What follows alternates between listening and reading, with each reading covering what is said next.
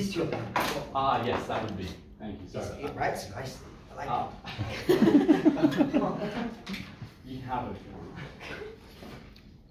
And this is the institutional bonding we want. Body of an X.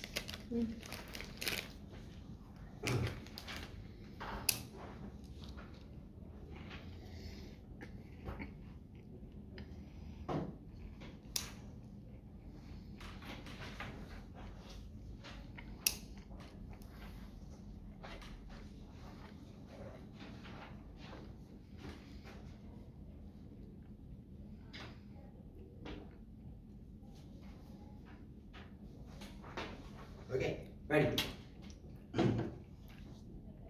Firstly, where does this debate take place? What does parachuting look like? Secondly, on engagement and outcomes for local communities. On the first matter, where does this debate take place? When does parachuting happen? Firstly, I'll note that they can see that, this debate takes place primarily in great seats. Firstly, that is fantastic, because it is here that people get the most complacent and they become comfortable with their current candidates. They are used to what they have and never really change, because it's not worth the effort to make sure that you change every single year what they particularly change. It is here that people are the most ignorant. It is here that we need to have an accountability mechanism. We need the novelty for new change that makes them question otherwise. But secondly, it is also great because it is here that people often have the least interest in politics, because if 70% of your electorate are liberals, 70% of your electorate are Labour, it's very hard for you to care about politics, because given a lot of time won't change the fact that you come from this one electorate. You can't really change what happens in that situation. Therefore, that framing of safety is probably something that is damaging for them, noted in the adjudication. But secondly, what does Bibi tell you? Bibi tells you that the situations in which this happens are exceedingly rare. And that is because, one, parties don't want the risk, because they know that if you have a really good guy in a local candidate and you parachute in another bloke, that person's probably become a teal independent or something like that, that can push back on that. Therefore, there's a big risk in running it. But second of all, this is something that there is very little precedent for, like in the sense that this doesn't happen that often. Therefore, when it happens, there's a lot of scrutiny over. So you need to make sure that it happens in the best situations. Therefore, the situations in which this debate happens are incredibly severe ones, and it is ones where the party knows the best. So that's the next thing I'm going to prove in this speech, which is talking to you about why parties do better. And no, Bibi touches on this. I'm just going to add a little bit more stuff, because first of all, parties oftentimes see their candidates and see their colleagues outside of it between elections. And I'll note it is when elections that politicians put on their best faces. When you see them in the interim, you know what they're actually like. But second of all, the parties uniquely have access to people that know what these politicians are like behind closed doors. Because members have staffers, the general public obviously can't talk to staffers or get a sense of what they are, because they'll lose their job. But parties can have access to staffers and through them learn what these people are like. And their response is like, maybe these parties don't particularly care about what happens at a minutiae level in these particular places. Maybe they don't care about every single little issue that pertains to these communities. Maybe they don't particularly care if a basketball hoop is, gone particularly badly, or maybe there's a little bit of a rezoning issue. But they do care about broader policies that require many good, efficient politicians. Because if you're passing many acts through Parliament, you need politicians to write on those particular things. So if you have a politician that is inefficient, if you have a politician that is slacking off and not writing the amendments that they need to write, that is something that you take incredible notice of. Therefore, in those situations, parties know a lot of the time better than these people. And note, this does not, and I would note in this particular cases, just because parties know better does not mean that they, in every single situation, they're just going to chuck in the guy that they think is better, for all the reasons that we give you. It just means that when it matters most to have the best discretion over who gets in these positions, in situations where these candidates are incompetent, when you need an external intervention that is unnecessary, they pick someone that is fantastic, they pick someone that is amazing, and that is fantastic. Therefore, clearly, their own frame ends up knifing themselves quite totally, but it just means that we win on the safe seats. Those are the situations where we get the next change. Now, engagement in local community. Firstly, they bring up a brief impact about democracy. Couple of responses. Firstly, I think this is at the very worst metric, because people don't really have a choice over who chooses to run in these places anyways in both worlds. But secondly, I think that people in the majority of instances end up voting for the party. And that is for two reasons. Because firstly, it is what is advertised. But secondly, oftentimes it genuinely does end up being what affects them the most. Things like, maybe like, your park has dogs in it now and you're scared of dogs and that's really bad. But I'd posit things like healthcare, things like national security, things like economics and trends like that affect on a broader level are genuinely what affects them the most. But thirdly, I am actually going to flip this and prove why we are more democratic under outside the house. Because a democratic right is exercised and that principle is carried out, and you get the benefit of principle when people vote for what aligns with their interests, and therefore they pick for a candidate that they control their own lives via the control of the state. I can point out what you had more accountability and more people were keenly paying attention to what their politicians have been, because it wasn't the same old every single year.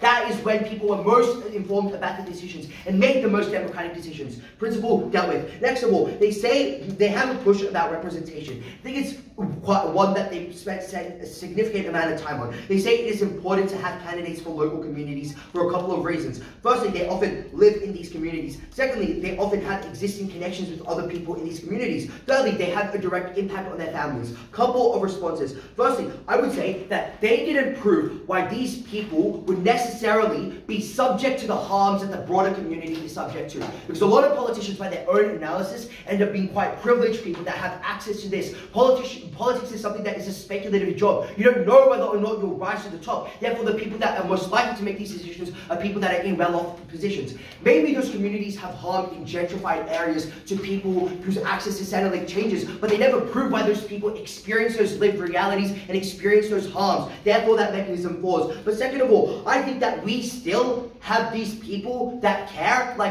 because their harm only applies when this person gets rooted out. We just think we have these people in the vast majority of situations for the reasons that we give you. The reason is, the difference in this debate is, we have these people, but we make them actively better, because they know when they don't have this, there is an active possibility that someone gets parachuted into your seat, that your seat becomes the focus of the next election, that you need to spend hours upon hours upon hours, days upon days upon days in the next election working on this particular problems. Thirdly, I think that worst case, a lot of these harms, to these communities, are things that are particularly learnable. You can learn them, and I think there is an incentive to learn about these issues. For instance, maybe us as debaters, not all of us have been subject to the abject harms of poverty, or don't know about LGBTQ discrimination, but we can make the active effort to learn about those issues and make a genuine effort to do what is better. But fourthly, I think that we actually flip this, because at the point at which you are a new candidate, you feel like you need to justify yourself more than you would have to otherwise, so you overcompensate for that fact, because you know your move is unprecedented. You make it better in those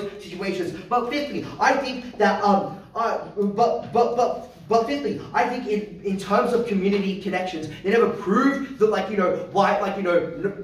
knowing your local kebab bro, makes you better policy in that particular instance. Clearly not proven. And then sixthly, it only applies their harm only applies in instances where they win. They prove to you in those particular cases, they prove to you actually why in a lot of times these end up don't winning. I think that what matters more than whether or not these candidates end up getting in is the very prospect of parachuting in. That is the benefit we bring to you outside the house. Finally, they say there is shade, they often shade over electoral features and they don't really care. They don't really care about it as much. They end up being party loyalists that stay true to the party toe line. Firstly, I would question the premise of this. If you are most loyal to what the party is saying, and that is what people are voting for in the vast majority of situations, that is likely a good thing, instead of having a road that splits on issues like healthcare, etc., etc. And also, secondly, in response to the other point that I had as well about representation, it just doesn't matter. And finally, they sell themselves to overcompensate. At the end of the debate, what did you know? These people actively make it better. This is something that is incredibly democratic. We can get local communities to engage. For safe seats where they frame the debate, that is where we win the most, because that is where the people are the laziest. For all of those reasons, incredibly proud to affirm. Thank you.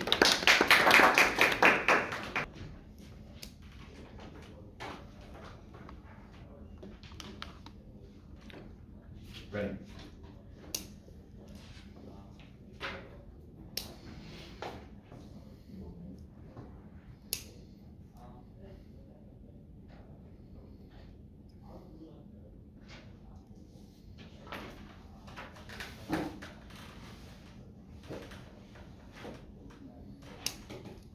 Panel, side negative tells you that parachuting occurs very rarely because of the massive political cost that it occurs. What then is their benefit? Because it is incredibly unclear why there is any pressure on candidates in safe seats to make any kind of change if this model occurs in like such few circumstances. What we tell you is that they have all the harms without any of the, they have none of their benefit with all of the harms that we give you. Those harms are having a not local candidate representing a constituency. That looks like having someone from another part of the country being flown in to represent people in that locality. What we tell you then is this looks like people like Lee, who are newcomers, who have vested interest in the community, who are loved in the community, who are lawyers and who have a similar demographic, ethnic background and socioeconomic background to that community, being overshadowed by Kristina Keneally being flown in from Brisbane. She is a wealthy white woman in the high ranks of the Labor Party. That's what this debate looks like. Why does it look like people like Lee? Because the Labor Party is not going to parachute out someone who is an incumbent. They're not going to parachute out an incumbent in a safe seat because that obviously looks terrible for them. That is obviously risky for them. This takes place where newcomers who are actually good in the community and who know that community are being parachuted out, because that is when the Labor Party was able to do it. That is when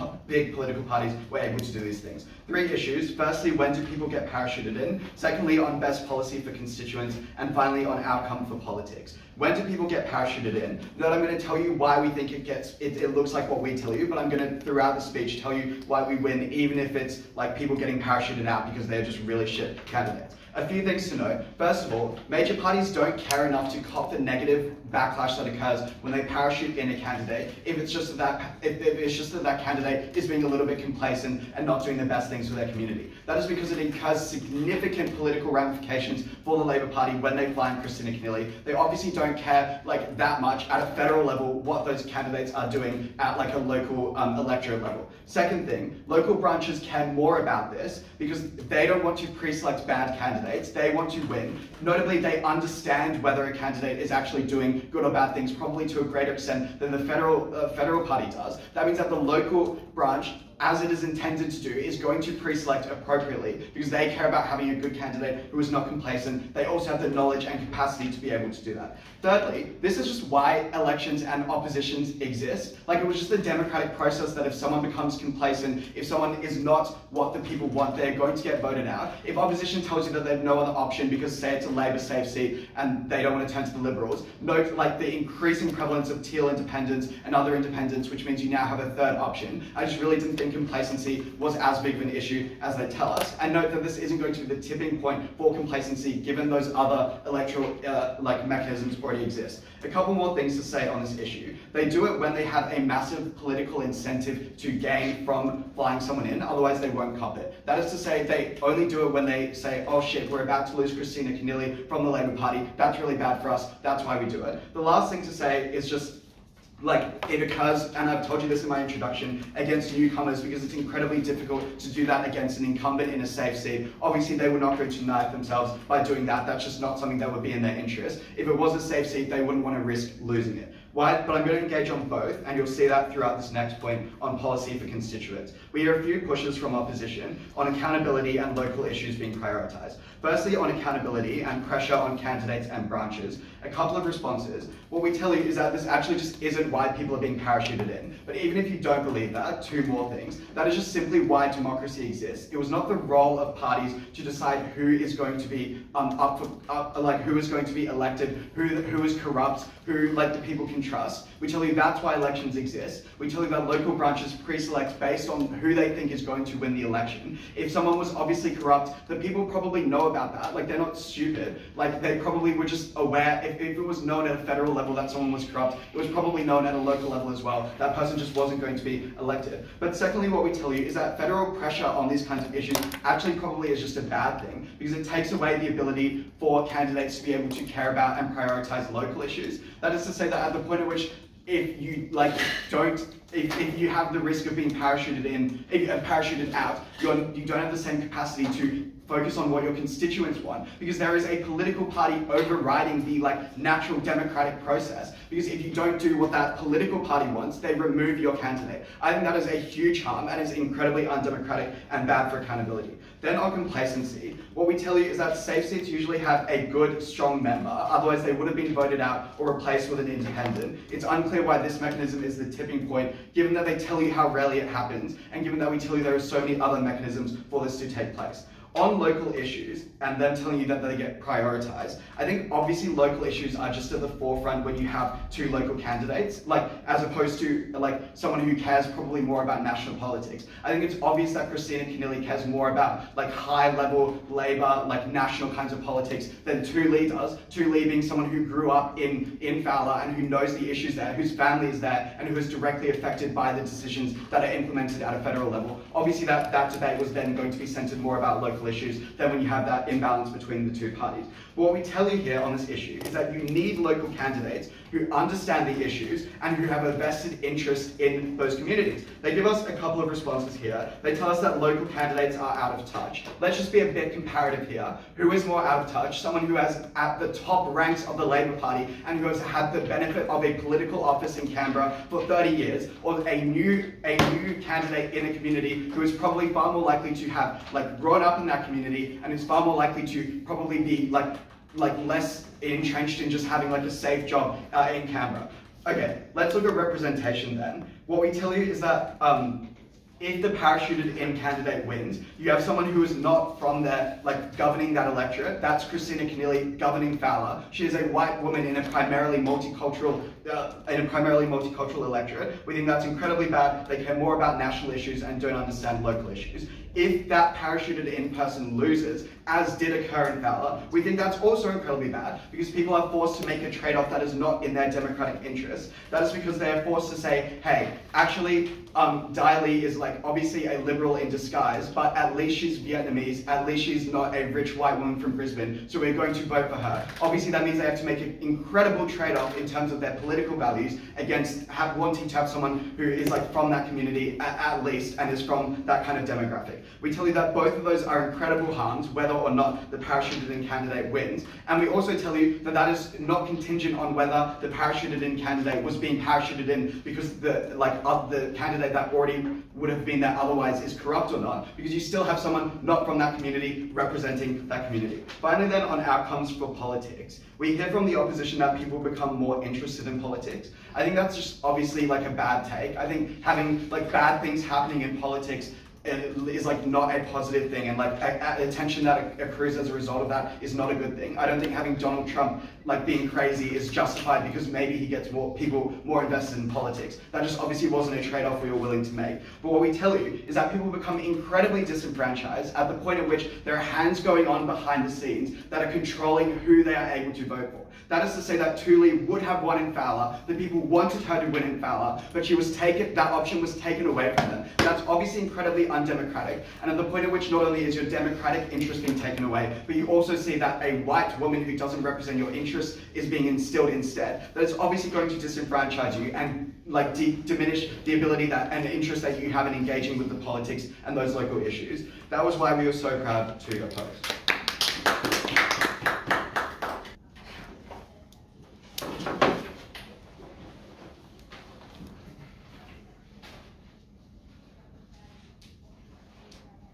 I think the problem with the negative team is they stand solely by this characterisation, this happens in safe seats, yet still want to say these politicians have accountability mechanisms when no one's ever going to vote them out.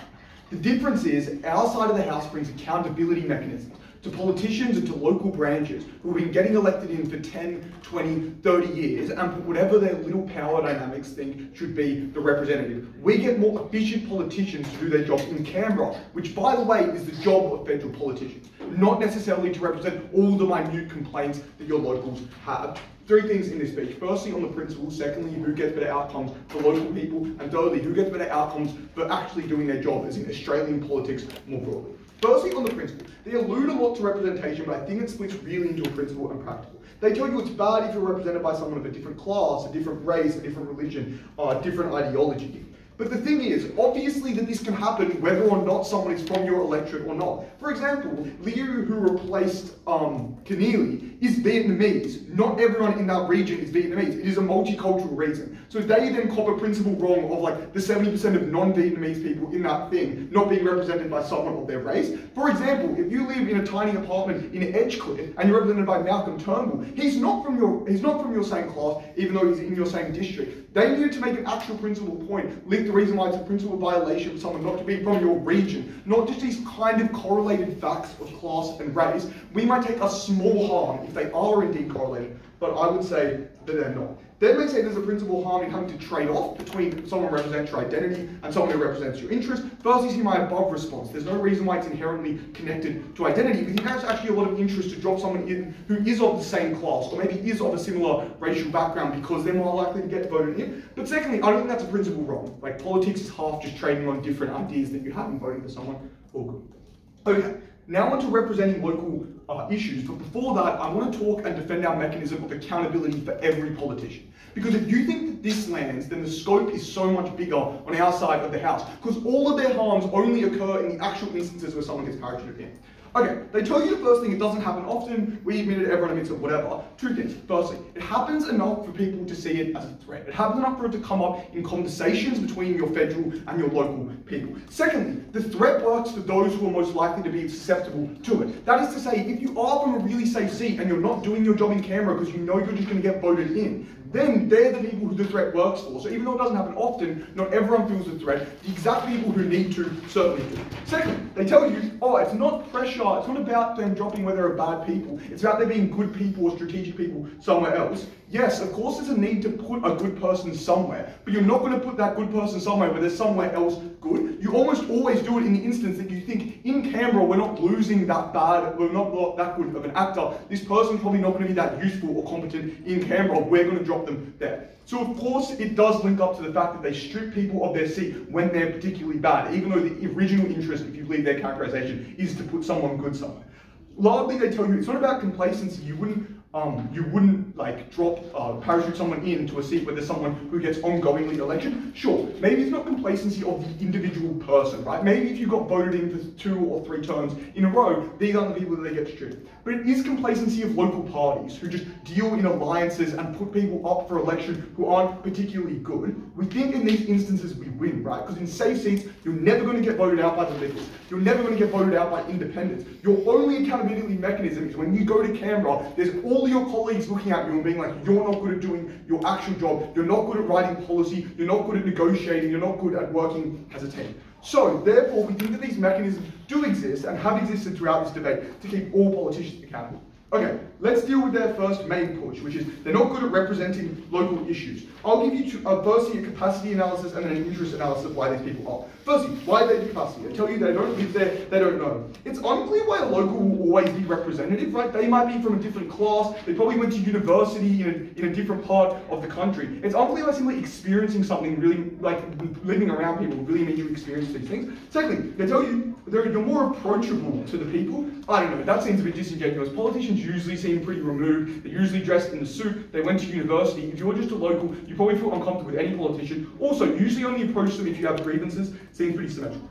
We tell you they have the capacity because they can intentionally go out and talk to the locals, they can learn from their peers, they can learn from past candidates. Why do they have the interest? They tell you that your family don't live there, so you don't care. Firstly, obviously you have the interest of getting voted back in. You have the interest of the fact you don't want to get voted out by your other party. You have the interest that the old member isn't going to come up as a teal and knock you off. Secondly, you actually have a far bigger interest in connecting with your locals because they're automatically suspicious. This is something Bibi told you at the top. It's a very limited response because they're more suspicious. All of a sudden you have to put extra effort in as opposed to just being complacent, standing at your local coffee shop and everyone thinks they must look out for me because they're standing right there. C, and Bibi tells you really convincingly that your party would ensure and give you the conditional on you actually putting an interest to the local community because they know it looks horrible when it spills over and you learn that the person actually doesn't live in your electorate or actually hasn't talked to anyone from the local school, so on and so forth. Then they tell you it's actually a problem when you have pressure from above because it's overriding federal interests on your local stuff. This happens with every politician. You live half your life in Canberra. Obviously, like pressure of federal stuff is really important. Therefore, they have similar capacity and they have a far greater interest to actually engage with the local problem. We think they're far better addressing these issues. They then offer one more response, which is they don't think about it, that people are bad at choosing people who are outside of the electorate because they're not sure if they actually represent them. This is symmetric. People are usually quite bad at understanding if people represent the issue. Identity politics and the background of the person always takes over. But B, we actually flip this. We think when people are far worse at assessing the quality of a candidate's representation, in the instance they just assume they must be correctly represented because they see them at a local coffee shop. Let's do a bit of weighing. Even if some of these land, that only lands in the cases, the rare cases where parachuting happens in. Whereas we told you all the mechanisms why every single person who's currently in a seat now has the bargaining chip against their party. The only bargaining chip they have is I represent the local people. This ensures that every single candidate in Australia represents their local people because that is their key bargaining chip of not getting parachuted in. If you parachute someone in, I guarantee you the locals won't vote for them. Therefore, we still win on the parachuted people, they put in more effort, but we win on everyone else. Lastly, how good are they at federal issues? And I preface this by most of a politician's day-to-day stuff is federal issues. You're the Minister for the Environment, you're the Minister for Defence, you're the Minister for all these things. They already conceded all the way down the bench that the party wants to put you there because you're really competent at something, you're a really good person, but there's no other spot to put you. These people get lost. We need high-quality politicians to negotiate, to design policy. And secondly, we tell you that this also applies to all the local people all over the place, even in the instance that they're not the ones being parachuted in. For the fact that if you're not looking good, when someone comes up, we have this young person with nowhere to put them, your head's going to be on the chopping block. And Bibi tells you from first to once again nearly no response. These are almost always the best actors to know if you're doing your job. Because they're your peers. They see that you're lazy when you're not writing policy. They see that you're really bad at negotiating. They see that you're really bad at working as a team. Okay, so at the end of this debate, you should believe that even if some of their local representation stuff lands, and you think, okay, maybe parachute people, they're not as good for the locals, we get benefits both for actually doing their job, which is federal legislation, and we also get benefits for every single member of parliament, because they all of a sudden have a threat that they could be pulled out. Very proud to affirm.